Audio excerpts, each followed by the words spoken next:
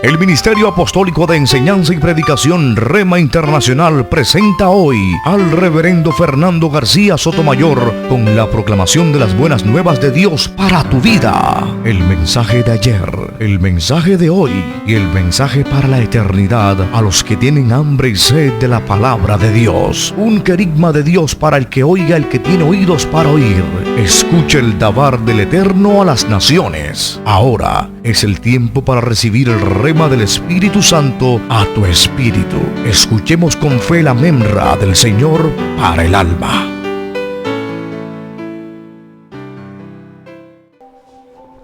Vamos a la palabra del Señor, hermanos. Vamos a estar sobre nuestros pies.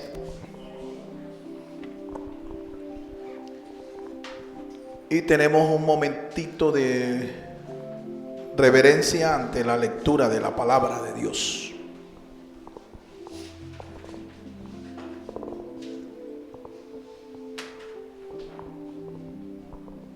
Bien, el título que le hemos dado a esta disertación, Evidencias de Progreso. Evidencias de Progreso. Y está basado en el siguiente texto de la palabra de Dios. Lucas 23, versículo 4, 14, 15 y 22. Lucas 23, verso 4, el verso 14, 15 y el 22. verso 15 y el verso 22. Evangelio de Lucas. Lucas, el médico amado. Siga allí su lectura. Siga allí en su propia Biblia. Siga la lectura.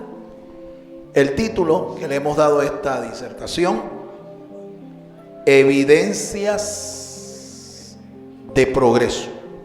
Evidencias de Progreso. Escuchemos entonces con atención lo que dice la bendita palabra de Dios. Y Pilato dijo a los principales sacerdotes y a la gente: ningún delito hallo en este hombre. Les dijo: me habéis presentado a este como un hombre que perturba al pueblo, pero habiéndole interrogado yo delante de vosotros, no he hallado en este hombre delito alguno de aquellos de que le acusan. Y ni aun Herodes, porque os remití a él. Y he aquí, nada digno de muerte ha hecho este hombre. Él les dijo por tercera vez: pues qué mal ha hecho este.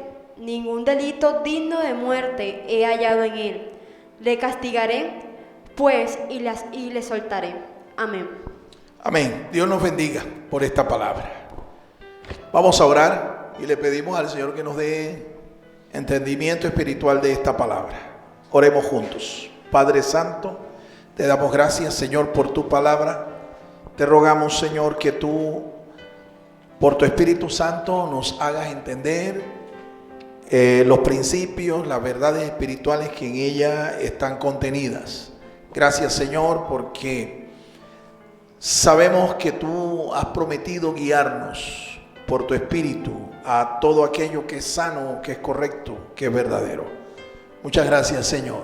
Reprendemos todo espíritu contrario a este propósito y pedimos, Señor, que nuestro entendimiento sea iluminado por tu Espíritu Santo. En el nombre de Cristo Jesús, y todos decimos amén. Puede tomar su lugar, hermano. Evidencias de progreso. Evidencias de progreso. El pasaje que hemos tomado como base para esta disertación nos da testimonio en boca de dos gobernantes civiles, que el testimonio de Jesús era un testimonio intachable, un testimonio irreprensible. Lo habían acusado de sedición, lo habían acusado el Sanedrín judío de blasfemo, pero ni Herodes ni Poncio Pilato hallaron en él algo digno de condenar. ni mucho menos un delito que le produjera una sentencia de muerte. Jesús había guardado un testimonio fiel, había guardado una conducta ética y moral intachable. Sin embargo, la pregunta es: ¿y por qué, si Jesús no había dado señales de ser un delincuente, no había dado evidencia de ser una persona de mala conducta, por qué lo condenaron y por qué lo sacrificaron? La respuesta es que esto obedeció al cumplimiento de una profecía bíblica. Allá en el libro del profeta Isaías, en el capítulo 53, nosotros vemos que ya estaba profetizado 700 años antes de que el mismo Señor naciera, se hiciera hombre. Ya estaba profetizado que Él iba a ser martirizado, Él iba a ser ofrecido en un madero, en una cruz, y era un sacrificio predestinado por Dios para que nuestra salvación se hubiera consumado. De lo contrario, hoy nosotros estuviéramos sin esperanza y sin salvación alguna. Le damos gracias a Dios por esto. Estos personajes sencillamente fueron piezas, estos personajes sencillamente fueron medios o instrumentos para que la profecía, la palabra de Dios, el mensaje profético se cumpliera cabalmente. ¿Cuántos dan gloria al Señor, hermanos? Bien, vamos a introducirnos en unos pensamientos que nos van a ir llevando progresivamente a los argumentos centrales de esta disertación, y vamos a aprender principios espirituales que están revelados aquí en estos pasajes bíblicos. Adelante. El testimonio de un creyente son las páginas escritas por el Evangelio en su vida personal. Por eso es importante que todo creyente goce de un buen testimonio. Amén. ¿Qué es el testimonio personal de nosotros? Son las páginas escritas del Evangelio en nuestras vidas. Nuestro testimonio habla de el Evangelio en el que hemos creído. Una persona entonces está llamada, cuando recibe el mensaje del Señor, esta persona está llamada a progresar y a demostrar con pruebas convincentes, evidencias físicas de que recibió la buena nueva de salvación, y esta persona ahora ha experimentado un cambio en su vida. Si esa persona no experimenta ningún cambio, ese evangelio que recibió es pura teoría. ¿Me entiende? Es sencillamente un cambio de religión lo que ha experimentado la persona. Pero si no hay progreso espiritual, si no hay evidencia de ese progreso, sencillamente eso es pura teoría. Ese evangelio no es un evangelio que tenga poder para transformar la vida de esa persona. Estamos llamados entonces, desde el momento en que recibimos el evangelio, a progresar, a crecer, a madurar. Los primeros años de nuestra vida cristiana son emocionantes, incluso en el momento de nuestra conversión. Ese primer amor, ese fervor, esa emoción del alma que se siente perdonada, que se siente rescatada, eso es maravilloso. Pero nosotros no estamos llamados a quedarnos allí, en esa emoción del momento, en ese gozo del momento. No, estamos llamados a crecer, estamos llamados a progresar. Amén, hermanos. Nuestro Señor Jesucristo, según el relato de Lucas, gozaba de un buen y fiel testimonio. Sin embargo, sus enemigos lo juzgaron y lo sentenciaron, constituyéndose este juicio en el cumplimiento de una profecía. Hebreos 12:3. Amén. Allá en Hebreos 12, en el capítulo 12 de la carta a los Hebreos, nosotros vemos que no solo fue el cumplimiento de una profecía, el hecho de que Jesús fuera acusado, sentenciado, condenado y crucificado. No solamente vemos el cumplimiento de una profecía, sino que también vemos allí una especie de contradicción. Vamos a leer el pasaje que hemos referenciado para que ustedes vean allí cómo el autor de la carta a los Hebreos vio la muerte de Jesús. La vio como una contradicción de pecadores. Escucha lo que dice el pasaje. Considerad aquel que sufrió tal contradicción de pecadores contra sí mismo, para que vuestro ánimo no se canse hasta desmayar. Fue una contradicción de pecadores, porque Jesús era un hombre justo, un hombre sin pecado, y siendo justo, fue condenado como un delincuente, fue condenado como un malhechor y sentenciado a muerte. ¿Por qué si él siendo justo sufrió ese tipo de muerte? Porque es una contradicción de pecadores, tal como lo mira aquí el autor de la carta a los Hebreos. En la palabra de Dios también está escrito, si mi memoria no me falla, el profeta Isaías dice que hay pecadores que le ocurren cosas como si fueran justos y viceversa. Hay justos que le ocurren cosas de pecadores. Eso también es una contradicción. El hecho de que usted, siendo una persona justa, le ocurran cosas que solo le ocurren es a los impíos, a los pecadores, o viceversa, que usted observe, ¿sí?, la conducta impía de muchos pecadores y vea que a estas personas le ocurren cosas, ¿ve?, como si fueran justos. Eso es una contradicción. Y en general, mis amados hermanos, la vida aquí en este mundo está llena de contradicciones. La vida de todo aquel que practica la justicia está enfrentada a muchas contradicciones. Usted nota, por ejemplo, que hoy en día hay una tasa de mortalidad muy alta en Colombia. Hay una tasa de mortalidad muy alta en Colombia. Bastante gente está muriendo en estos tiempos.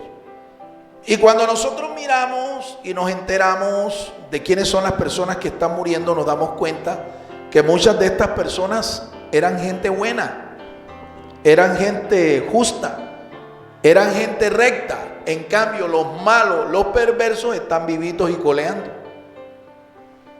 Eso es una contradicción. Eso es una contradicción.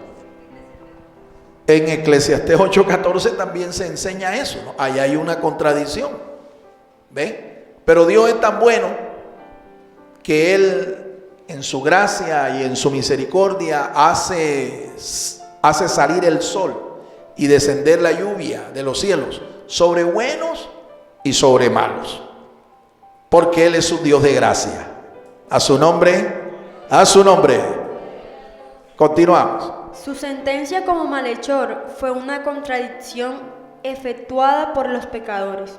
El buen testimonio de un creyente demuestra progreso en su vida espiritual.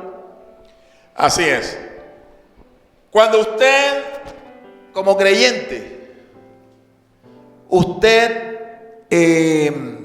muestra una buena conducta, cuando usted como cristiano, usted tiene un buen testimonio, ese testimonio es una evidencia de que estás progresando en la vida cristiana.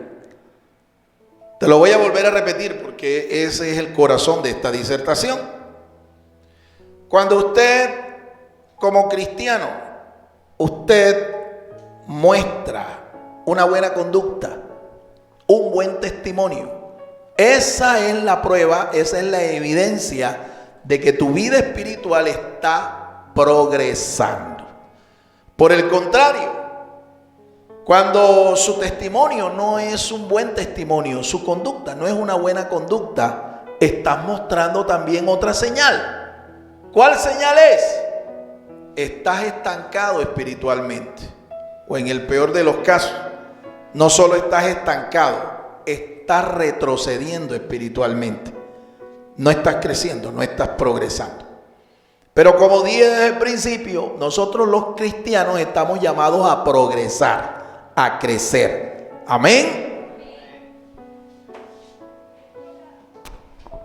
Es probable que una persona tenga 5, 10, 20 o más años de estar en la iglesia evangélica, pero en realidad no son los años en la iglesia los que hablan de lo genuino de su conversión. Es en realidad su testimonio personal el que determina cuánto tiempo o en qué cantidad está el evangelio en él. Amén. Aquí hay algo interesante. Hay gente, probablemente aquí se dé eso, que tenga más de 5, 10, 15 o 20 años de estar en el evangelio. Es probable que aquí se dé eso. Lo más seguro es que en otras partes sí se dé. Esta es una congregación relativamente joven. Nosotros no pasamos de 12 años, escasamente, de haber comenzado este ministerio en esta comunidad. En otros lugares sí, pueda que hayan creyentes que tengan 5, 10, 15, 20, 30 años en el evangelio. Pero cuando uno observa de cerca el testimonio de estas personas, nos damos cuenta que está ocurriendo algo. Los años que tiene esa persona en el Señor, los años que tiene de ser cristiano, de ser evangélico o evangélica, esos años no son proporcionales con la madurez espiritual que debe tener.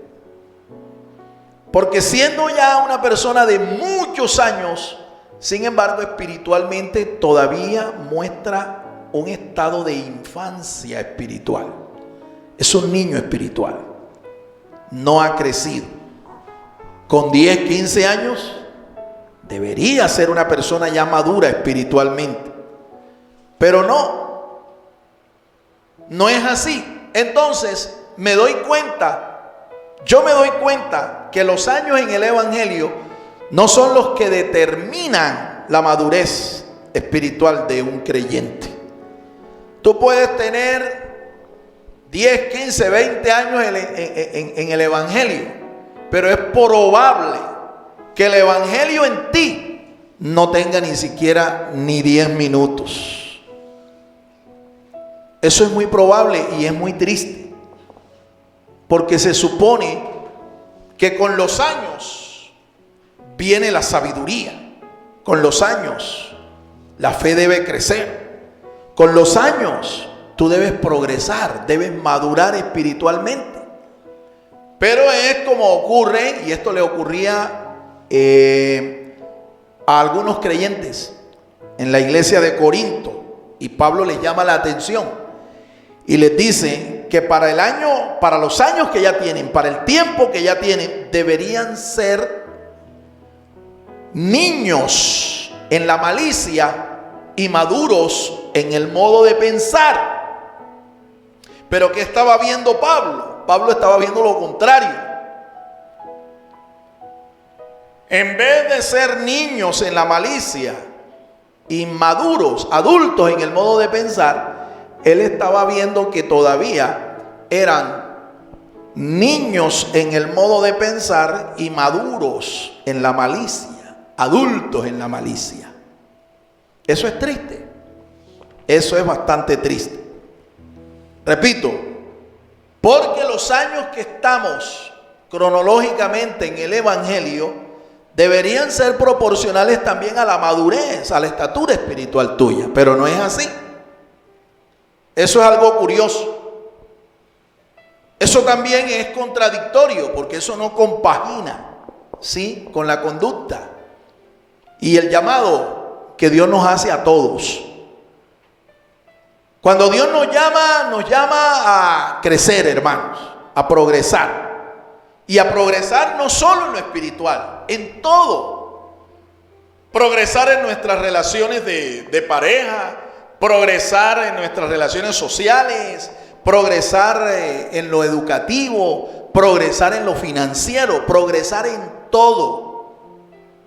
todo, porque la vida que Cristo nos ofrece es una vida abundante y sus promesas tienen la capacidad de proveerle a uno integralmente todo lo que nosotros necesitamos para ser gente bendecida, para ser gente próspera, para ser gente en victoria, ser cabeza y no cola. Amén. Es factible que aunque tenga 20 años de estar en el Evangelio en la persona no tenga poco más de 20 minutos. Aunque puede darse el caso contrario, es decir, poco tiempo de estar en el Evangelio, pero un excelente testimonio personal. Amén. Esto es algo que también llama la atención. A mí por lo menos me llama la atención que haya gente que con poco tiempo de estar en el Evangelio ya sean prácticamente unos ancianos espirituales, porque tienen la madurez de una persona espiritualmente adulta. Esto también es curioso. Ahora, yo me debo estar preguntando, tú te debes estar preguntando, ¿qué clase de creyente seré yo? ¿Será que mi testimonio está mostrando que estoy progresando, que estoy creciendo? ¿O será que estoy estancado, patinando, dando vueltas en el mismo círculo? O en el peor de los casos, ¿será que he retrocedido en todos estos 10, 5, 8, 12 años que tengo de estar en el Señor, de estar en el Evangelio? ¿He crecido? ¿He progresado? ¿Qué será lo que la gente está interpretando cuando ve mi testimonio? ¿Qué será? ¿Será que interpretarán que yo estoy creciendo, que estoy progresando? ¿O que estoy estancado? ¿O que estoy retrocediendo? Es para reflexionar, ¿no? Es para pensar.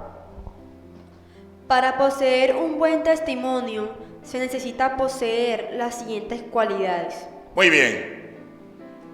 ¿Cuántos quieren tener un buen testimonio aquí en este lugar? Bueno, hay que tener básicamente las siguientes cualidades. Escúchenlas con atención cuáles son. Número 1. Una clara identidad. Una clara identidad. Y número 2. Unas sanas relaciones sociales. Unas sanas relaciones sociales. Una clara identidad. Y 2. Unas sanas relaciones sociales. Nosotros los creyentes y en general el género humano fue creado para vivir en sociedad. Nosotros no fuimos creados para ser ermitaños, gente por allá metido en una cueva o viviendo en una isla o en un desierto por allá apartado. No, fuimos creados para vivir en sociedad. Pero es importante que al convivir en una sociedad mantengamos unas relaciones sociales sanas. Unas relaciones sociales sanas. Interrelaciones personales sanas. Vamos a enfocarnos entonces en la primera cualidad. Dijimos que debes tener, si quieres tener un buen testimonio, debes tener una identidad como una identidad clara. Una identidad clara. Eso responde a la pregunta de ¿quién soy yo? ¿Sí? ¿Quién soy yo? Eso responde a esa pregunta. Una identidad clara. Que la gente no se confunda cuando te vea, sino que la gente tenga con claridad el testimonio de quién eres. Vamos a explicar este punto. ¿Cómo yo puedo tener una identidad clara? ¿Qué significa tener una identidad clara? A. El cristiano es un sacerdote espiritual de Cristo. Primera de Pedro 2:9. ¿Qué somos nosotros en primera instancia, según nos dice el apóstol Pedro allí? Busquemos el pasaje y véalo por usted mismo. Primera de Pedro capítulo 2 verso 9 dice: mas vosotros sois linaje escogido, real sacerdocio, nación santa, pueblo adquirido por Dios. Hasta allí define quiénes somos nosotros, quién es usted, quién soy yo. ¿Estás leyendo el texto? ¿Estás mirándolo? Mas vosotros sois, dice, linaje escogido. ¿Qué significa eso? Que nosotros no somos harina del mismo costal. Nosotros no somos del mundo. Nosotros tenemos linaje. Nosotros somos descendientes de alguien. ¿Ve? Yo no soy hijo de don nadie, no. Yo no soy por allí un aparecido. Yo no soy un accidente, un error de la naturaleza o un error de mis padres. No. Desde el día en que yo me convertí a Cristo, adquirí una nueva identidad. Ahora yo tengo un Padre celestial y tengo un Padre espiritual. Ahora yo tengo herencia, porque si soy creyente en Jesucristo y me mantengo fiel a Él, mi herencia está asegurada con Él. Ser linaje escogido significa que Dios me llamó, Dios me separó de donde yo estaba viviendo en delitos y pecados y me hizo parte de su familia. ¿Cuántos son hijos de Dios aquí en esta mañana? ¿Qué más dice el apóstol Pedro? Dice que somos real sacerdocio. Somos sacerdotes del Rey. Sacerdotes del Rey Jesús. Ahora, Jesús ya estableció su reino en nuestros corazones. Y un día vendrá a establecer su reino físico en esta tierra. Y la Biblia enseña que mientras que Jesús venga a establecer ese reino de justicia y de paz, yo estoy ejerciendo un oficio espiritual. Yo soy un sacerdote, estoy llamado a interceder, estoy llamado a orar, estoy llamado a pedir, a clamar a Dios, a ofrecer sacrificios espirituales de alabanza, de adoración al Señor, sacrificios espirituales que glorifiquen el nombre del Señor.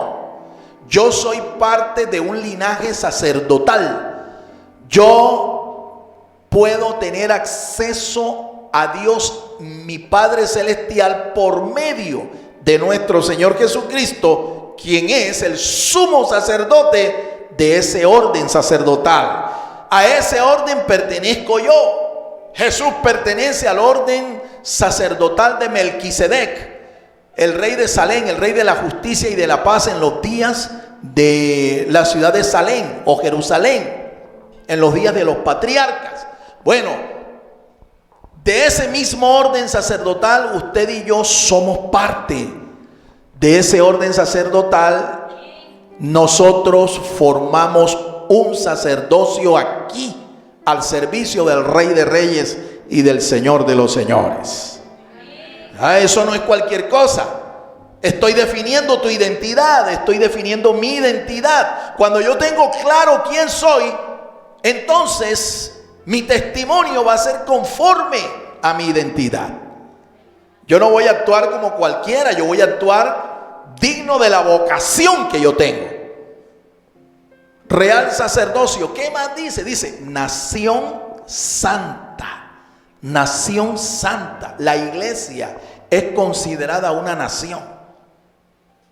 La iglesia de Jesucristo es considerada una nación aquí en esta tierra. Pero somos una nación celestial, no una nación terrenal como las que están constituidas en este mundo. Nuestra nación es celestial. San Pablo lo dijo clarito. Nuestra ciudadanía no es de esta tierra, es del cielo, de donde esperamos a nuestro gran Dios y Salvador, nuestro Señor Jesucristo. Yo no soy de aquí. ¿Tú eres de aquí? No. Esa ciudadanía que tú tienes aquí, terrenal, es fugaz, es temporal. Pero la que tengo allá en los cielos es eterna. A su nombre, a su nombre. Nación santa. Y dice, pueblo adquirido por Dios. La Biblia enseña que todos los seres humanos nacemos en pecado. Por lo tanto, somos dignos de muerte y de condenación eterna. Pero Dios, que nos amó con amor eterno, envió a su Hijo como un regalo. Lo envió como el pago, lo envió como el rescate, para que nosotros fuéramos perdonados, para que fuéramos salvados, para que fuéramos redimidos por la sangre de su Hijo amado, el Cordero de Dios. Somos redimidos. Seguimos manteniendo nuestra condición de pecadores, pero pecadores arrepentidos, pecadores redimidos por la sangre de Jesús de Nazaret. Y eso no es cualquier cosa. Tanto valor le dio Dios a mi vida, que envió la vida de su Hijo mismo en rescate para salvarme a mí, para salvarte a ti. Fue la sangre de Jesús el precio, el rescate. Fue el precio que Dios tuvo que pagar para adquirirnos. Somos pueblo adquirido, pueblo redimido, pueblo comprado por la sangre del Cordero de Dios. Y eso vale más que oro o plata. ¿Quién es el hombre más rico de este mundo ahora en este tiempo? Ya no es el australiano Elon Musk. Ahora es un francés.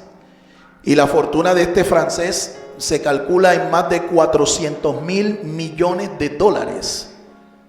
Bueno, quiero decirte algo que te puede sonar raro. O a lo mejor hasta de pronto te puede sonar como un cliché. Los 400.000 millones de dólares que consisten en la fortuna de este francés no son ni siquiera comparables con lo que costó tu alma y lo que costó mi alma. La redención de tu alma y de mi alma no tiene precio. No se puede pagar con oro o plata, sea la cantidad que sea. Es la sangre de su Hijo Jesús el rescate, el precio por nuestra salvación. Entonces, si mi vida tiene tanto valor para Dios, pues para ti también debería tener un alto precio tu vida. Tu vida debes considerarla como un regalo valiosísimo, a un precio bastante alto. El problema es que muchos no entendemos, muchos no han entendido lo que significa ser salvados por gracia. La gente cree que cuando habla de gracia es gratis. Y bueno, en cierto modo sí fue gratis, pero para nosotros. Sin embargo, para Dios no fue gratis. Costó la vida de su Hijo por salvarte a mí, por salvarte a ti y salvarme a mí. A su nombre, a su nombre. Esa es la gracia. Esa es la gracia. Un precio tan alto para una salvación gratuita. Una salvación por gracia. Por gracia. No hay plata, mi hermano, con qué pagarle a Dios por el rescate, por la salvación de nuestra alma. No hay plata. Lo único que nosotros podemos seguir o compensar, medio compensar al Señor por nuestra salvación es servirle. Servirle sin condición. Eso es lo que pudiera compensar lo que Dios pagó por nuestro rescate. Servirle sin condición. ¿Cuántos quieren servir al Señor? ¿Cuántos quieren servir al Señor? Dice, pueblo adquirido. Entonces fíjate lo que somos. Ahí está definida nuestra identidad. Real sacerdocio, nación santa, pueblo adquirido, pueblo comprado, pueblo redimido. Ahora el texto sigue diciendo el apóstol Pedro, ¿para qué? Para anunciar las virtudes de aquel que nos llamó de las tinieblas a su luz. Para eso fuimos llamados nosotros. Nos dio una vocación, nos dio una identidad para un propósito. Ser anunciantes de las virtudes de aquel que nos llamó. Las virtudes de aquel que nos llamó. Las virtudes de Dios. Somos llamados para eso, mi amado hermano. Para eso Él nos ha dado esa identidad. Un hijo cuando es agradecido de su padre, un hijo cuando está satisfecho con el padre que lo ha criado, que lo ha educado, que lo ha levantado, ese hijo va a hablar bien de su padre. Donde quiera que llegue, él honrará a su padre, hablando bien de él, diciendo todo lo que él es, se lo debe a su padre. Eso hace un buen hijo. Un hijo que agradece a su padre y honra a su padre. Hablando, testificando, diciendo lo bueno que es su padre, lo responsable que fue, cómo lo ayudó, cómo lo levantó, cómo lo crió, cómo lo educó. Yo me doy cuenta en la vida de estos deportistas, sobre todo estos deportistas latinos, cuando ellos llegan a tener un éxito, una conquista, logran una victoria grande, significativa, de orden mundial, y los van a entrevistar, lo primero que ellos dicen es: yo le doy gracias a Dios por mis padres, porque soy lo que soy es por mis padres. Eso hace un buen hijo, un hijo que honre a su padre. Siempre hablará bien de su padre. Ahora, tú y yo somos hijos de Dios. Y Dios pagó un alto precio por rescatarnos. ¿Qué le deberíamos nosotros compensar a Dios por haber hecho eso? Pues hablar bien de Él. Hablar de sus virtudes. Exaltarle, honrarle, servirle, agradecerle. Alabado sea el nombre del Señor. Eso es lo que Dios espera de nosotros. Pero ¿cuántos de nosotros estamos honrando a nuestro Padre Celestial? Si ni siquiera le hablamos de Dios a nadie. Si ni siquiera honramos al Señor. Si ni siquiera decimos al mundo lo que Él ha hecho por nosotros. Esto es para pensarlo, esto es para reflexionarlo. ¿Qué tanto estoy yo proclamando las virtudes del que me salvó, del que me amó, del que vino del cielo a salvarme a mí y se hizo un débil hombre como yo para salvarme, para identificarse conmigo? Es para reflexionar, es para pensarlo. Y si no estamos viviendo a la altura de esa vocación, entonces hay que rectificar. Hay que pedirle perdón al Señor y hay que rectificar. Amén, hermanos. El cristiano es un santo. El cristiano es un santo. ¿Qué significa eso?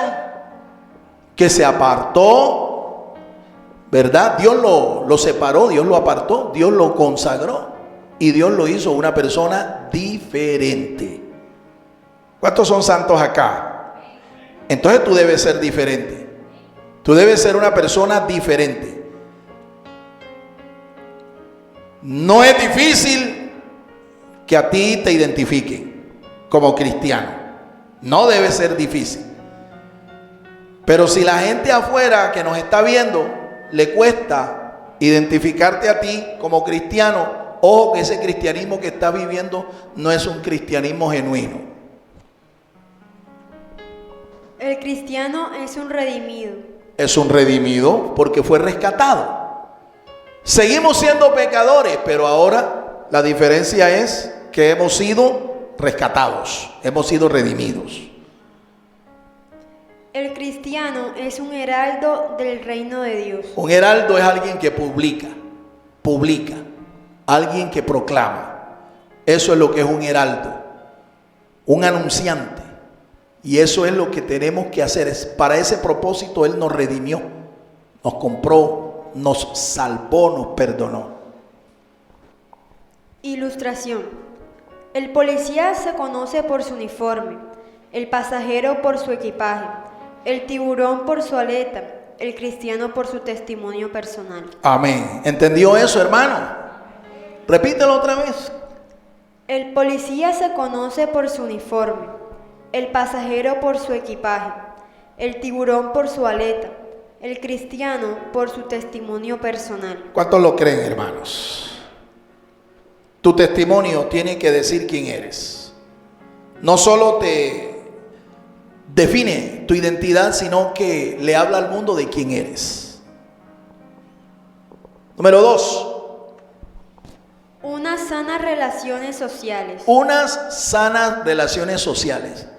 ¿Quieres tener un buen testimonio? Bueno, las relaciones sociales hay que mejorarlas, hay que sanarlas.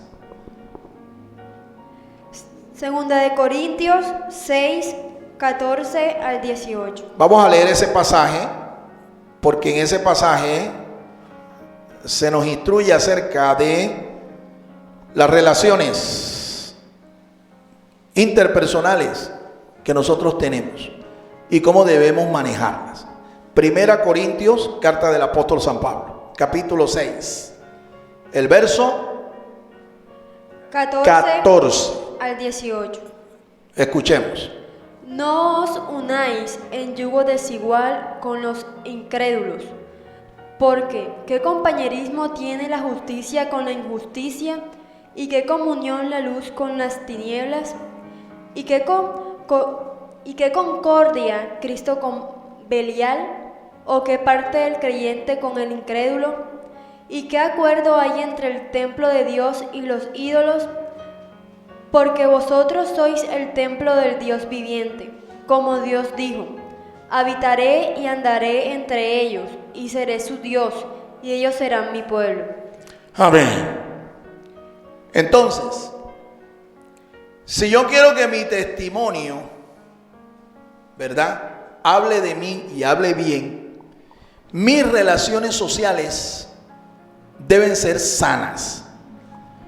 Lo que Pablo aquí está diciendo es que no existe comunión, no existe armonía, concordia entre uno que es cristiano y uno que es inconverso. No existe. Es como tratar de juntar el agua y el aceite. ¿Verdad? No se puede, no se puede. El agua y el fuego sí tienen comunión. Es más, si usted intenta apagar un incendio con agua, no lo va a lograr apagar. Lo que hace es avivarlo.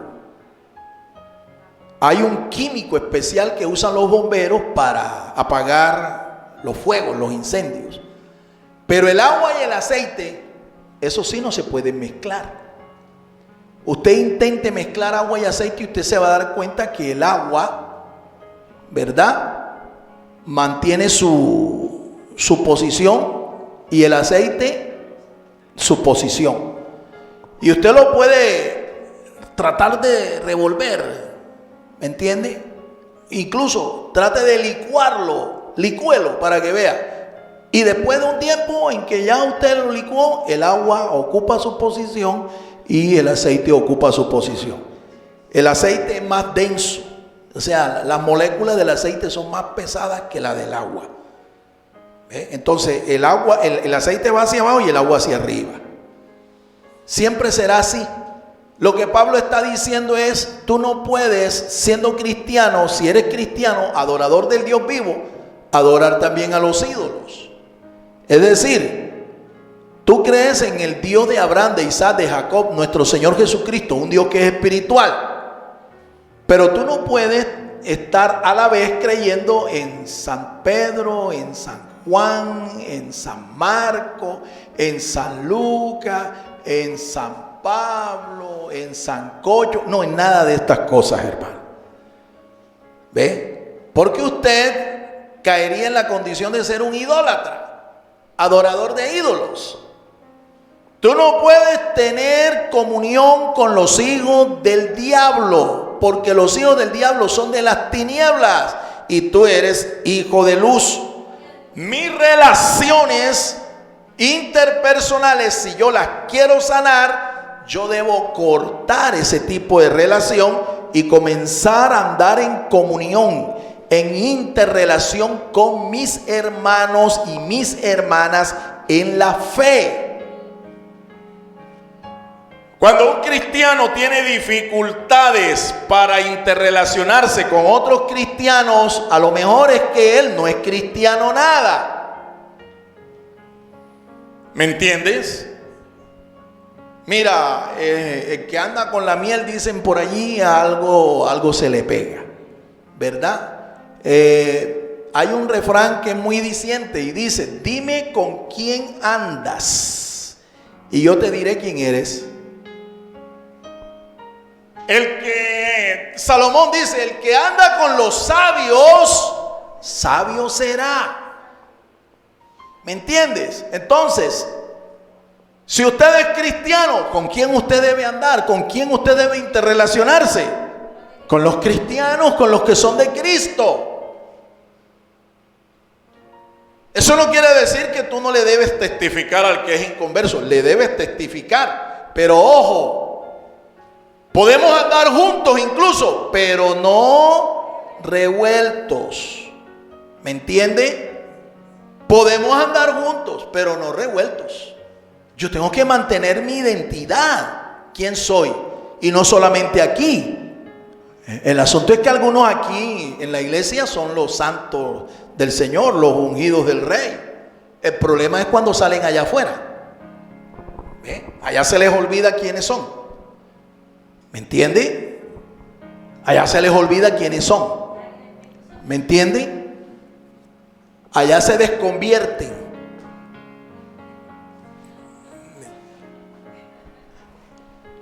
Allá se quitan la ropa de evangélico y se ponen la ropa de mundano, del desbaratado. Aquí son unos consagrados, allá unos desbaratados.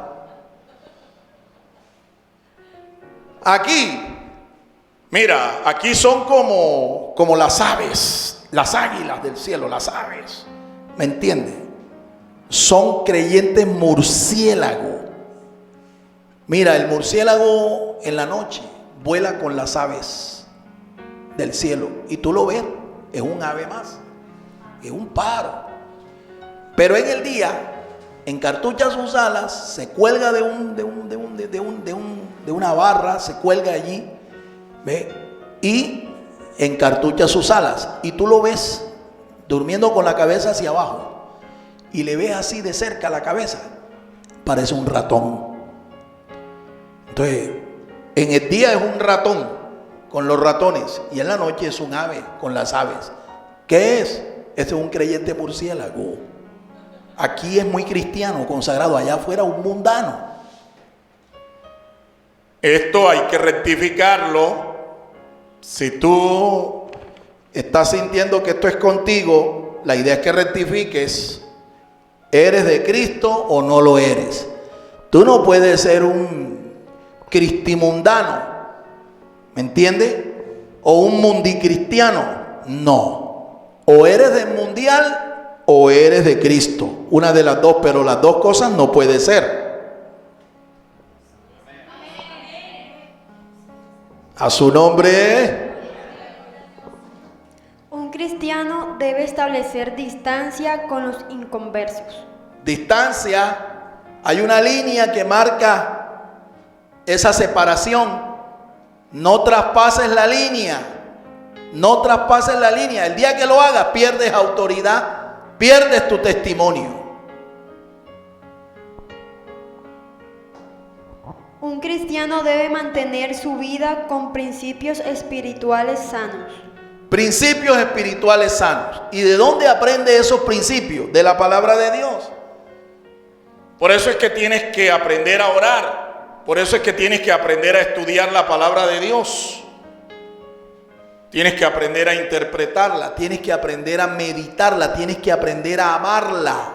A deleitarte mientras estudias la palabra de Dios. A alimentarte de la palabra. Jesús mismo se lo dijo al diablo. Le dijo: no solo de pan vivirá el hombre, sino de toda palabra que sale de la boca de Dios.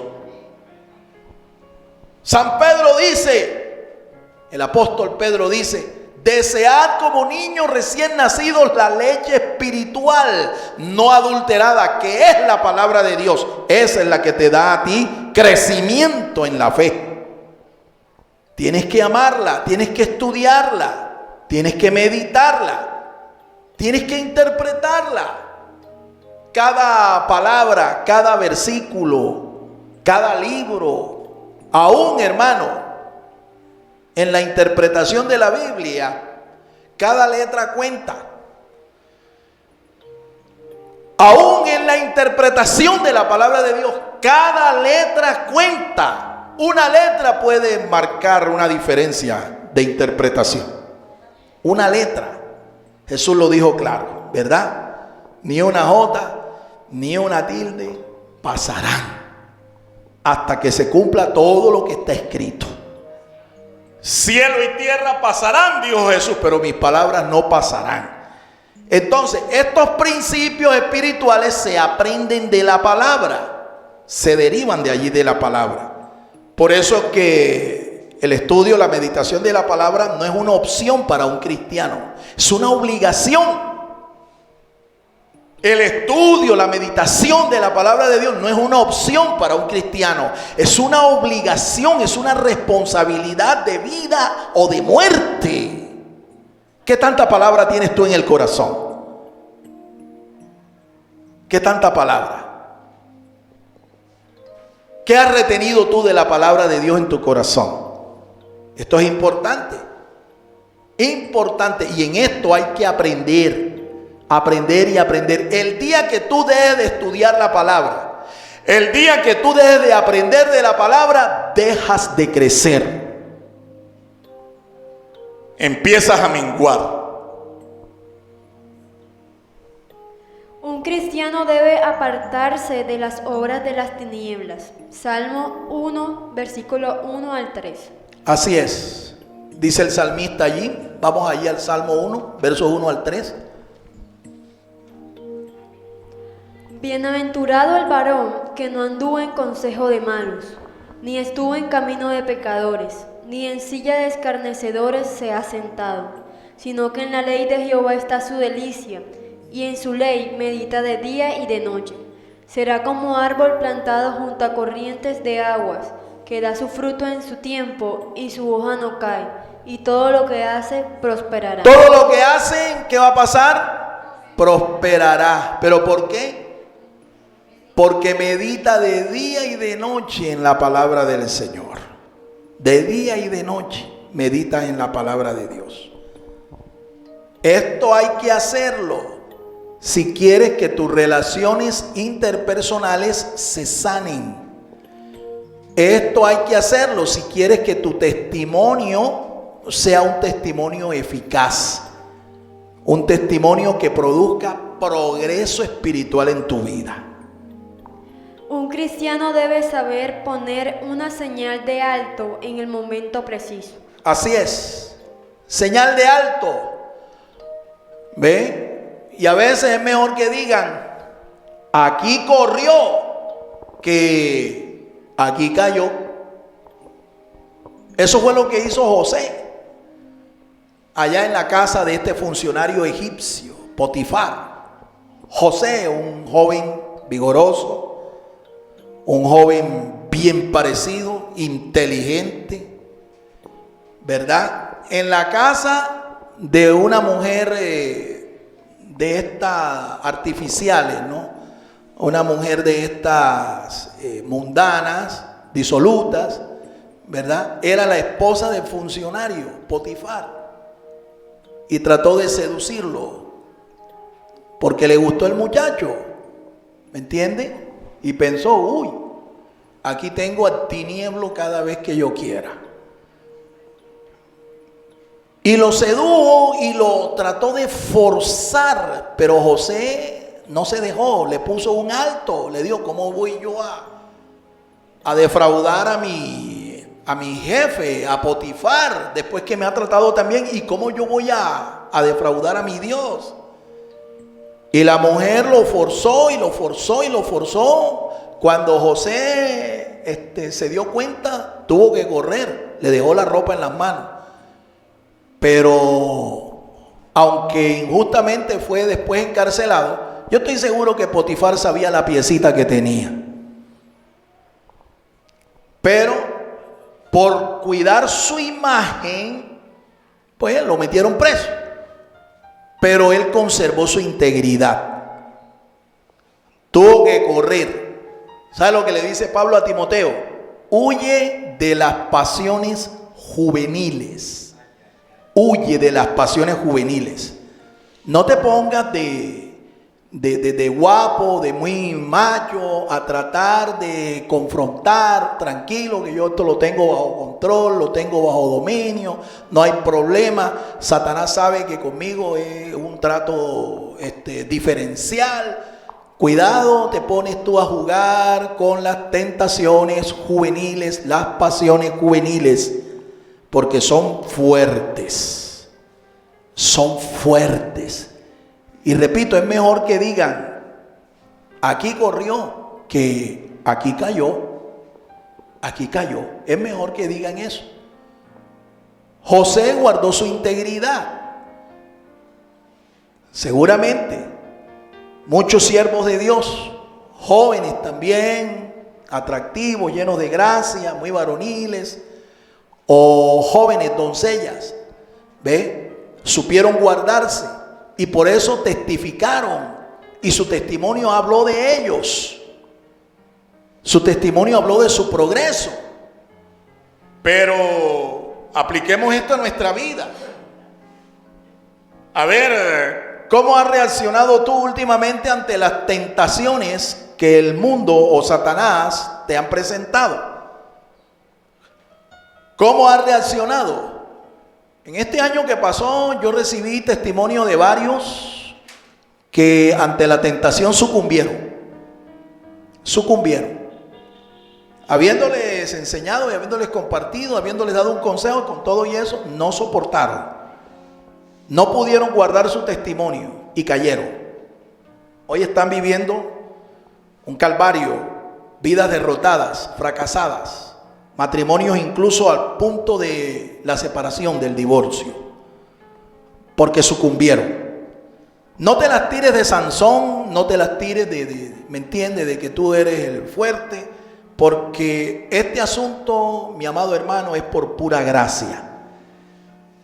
Ante las tentaciones y las pasiones juveniles, no es el más fuerte como Sansón. Ya tú ves cómo terminó Sansón.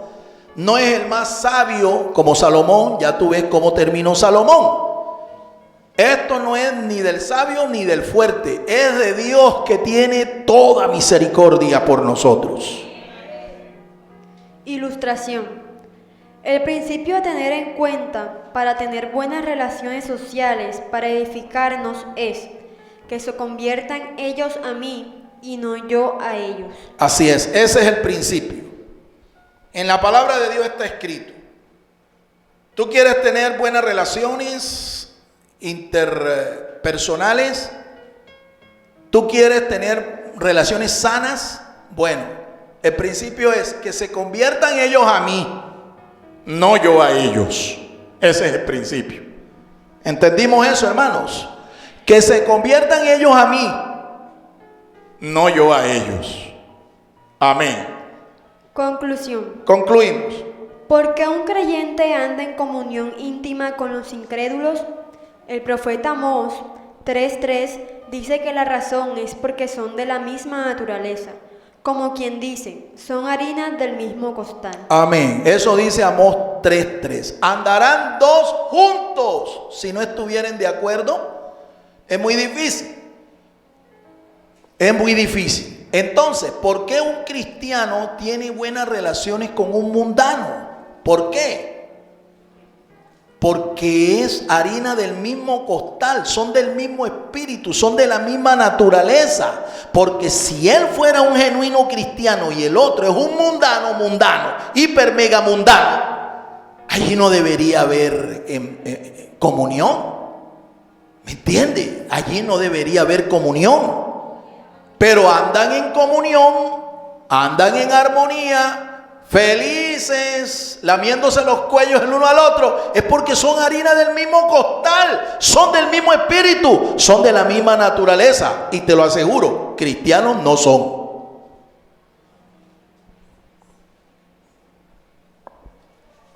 Muy fuerte esto, hermanos.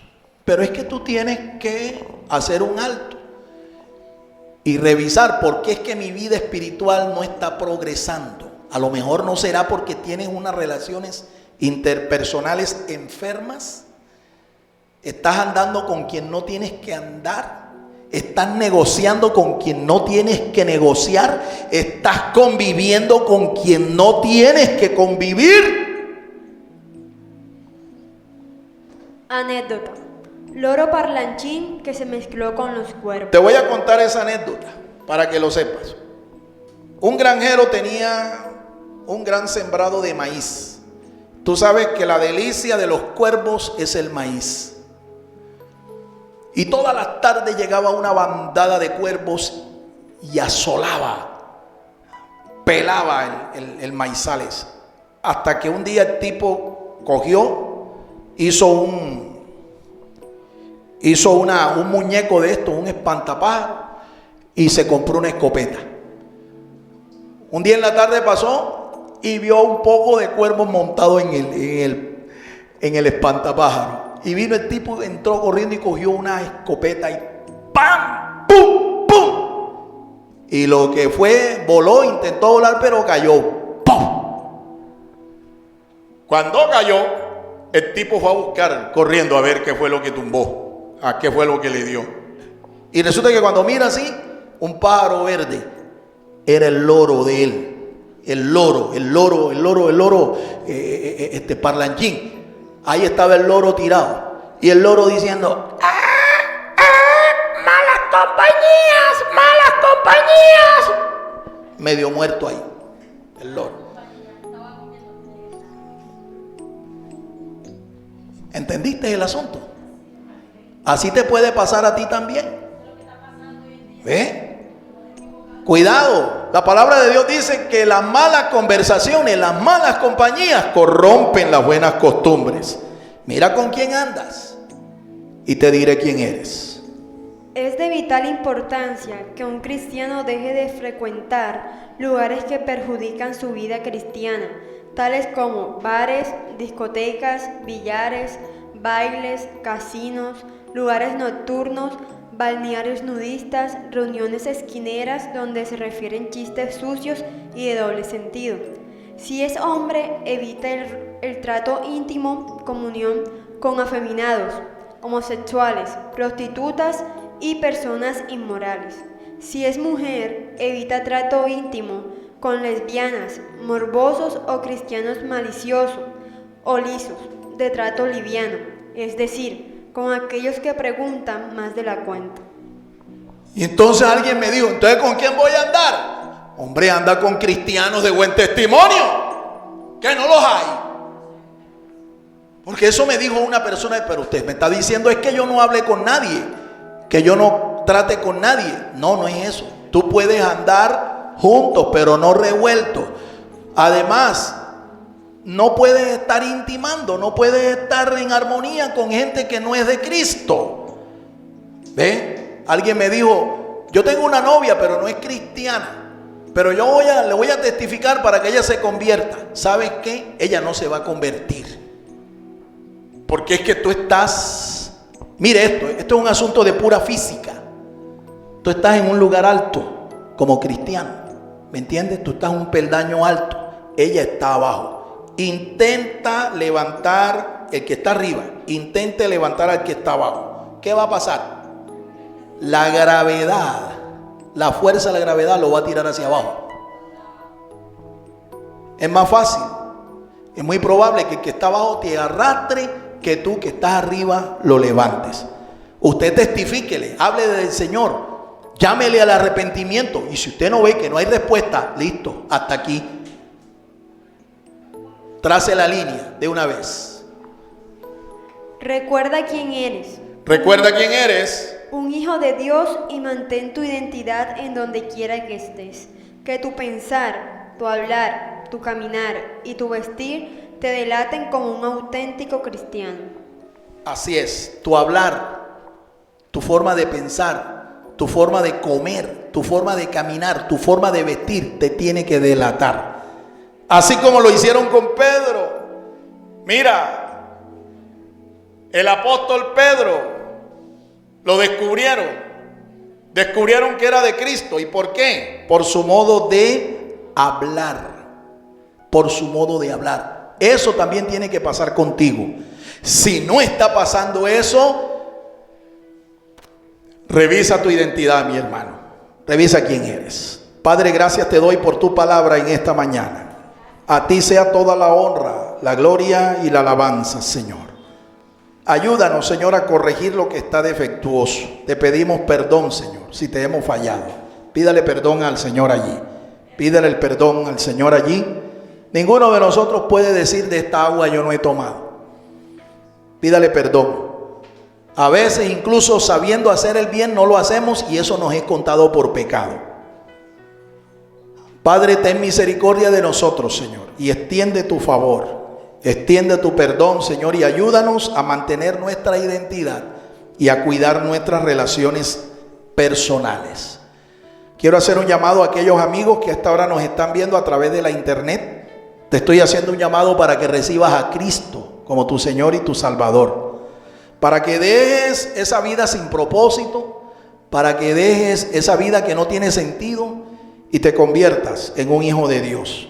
Recíbelo en tu corazón, es un acto de fe. Si tú has creído en esta palabra, has creído en el Señor, te invito a que hagas la decisión ahora.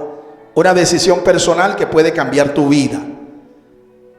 Repita junto conmigo si esta es tu decisión. Diga conmigo: Señor Jesús, yo he escuchado tu palabra. Te pido perdón, Señor. Quiero unirme a ti. Te abro mi corazón, Señor, para que tú entres. Séllame con tu espíritu. Perdona mis pecados y escribe mi nombre en el libro de la vida. Gracias, Señor, porque ahora por la fe confieso que tú eres el Hijo de Dios, que moriste en una cruz para salvarme. Acéptame, Señor, y enséñame a caminar en tus caminos desde ahora y para siempre. Amén, amén y amén. El Ministerio Apostólico Rema Internacional pone a disposición esta predicación. Ofrecemos ministración a simposios, seminarios, campañas evangelísticas, educación globalizada sana y de carácter interdenominacional. Escríbanos a ministerioremainternacional@gmail.com o llámenos al celular 316-270-7181.